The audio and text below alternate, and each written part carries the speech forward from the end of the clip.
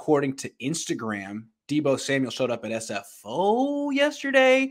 So he's in town. And it sounds like, according to rumors and reports on Twitter, that Nick Bosa and his representatives have started negotiations with the 49ers on a contract extension as well. So let's start there, starting with Deebo. Do you think he's really acted very confident all offseason? Do you think he's going to bet on himself and sort of continue this trade demand and only accept the highest offer possible? Or do you think he's going to take what the Niners give him? I think he's going to end up getting a deal with the 49ers. I don't think he's going to play the season on that rookie deal. I think he's going to have something new in place. Yeah, I do too. I mean, it doesn't seem like, for a guy who requested a trade, it doesn't seem like he's really going to stick to that. And I think maybe he overestimated his worth to the rest of the league. Like, he was ranked 9th best among wide receivers by his peers and execs and coaches and stuff like that. And we've talked about it. We used to talk about it when we did the film breakdowns. Like, for an elite wide receiver, of all the elite wide receivers in the league, he drops the ball the most. Yeah, he had I remember going through in the beginning of the season, I think he was a double digits at one point. Definitely has had a lot of drop issues last year in the beginning of the year. But at the same time, he had a lot of big plays and things like that. When it comes to Samuel, I think he is probably a top 10 receiver. And I think that some of the trade demands, I think he wanted to get the number up to a certain level. And then on top of that, I think it also plays his agent, I think, played a role into that too, because his agent had a lot of these top receivers that were getting big money. And I think he was kind of helping out playing that game with his agent as well. Yeah. Well, I don't think that he's going to get the top money. I mean, he could hold out another year, not take this contract, and prove that he's legitimately a top 3 wide receiver, not just a top 3 gadget guy, but I don't think he's going to do it. I think he wants cash now.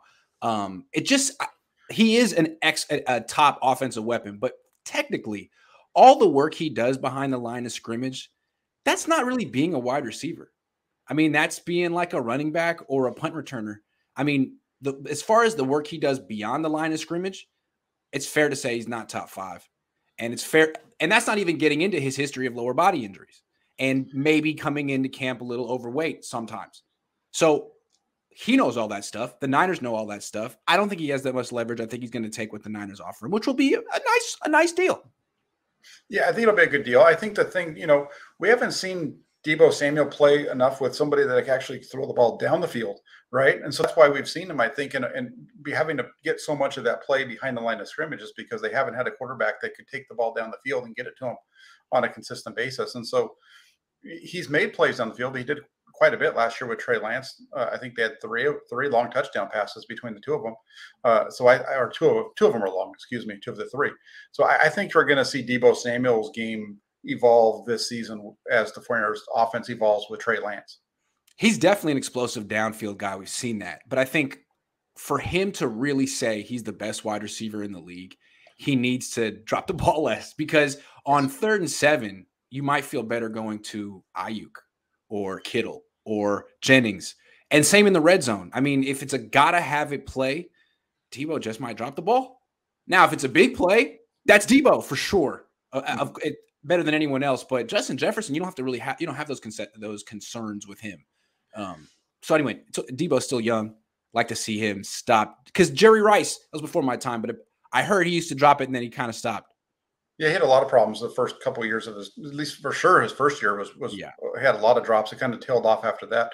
But he had a ton of drops in 85, and we've seen Deebo kind of go up and down with that. So we'll see what happens this year with the changes and the way that they're going to utilize him. Maybe those numbers can go down for him as well.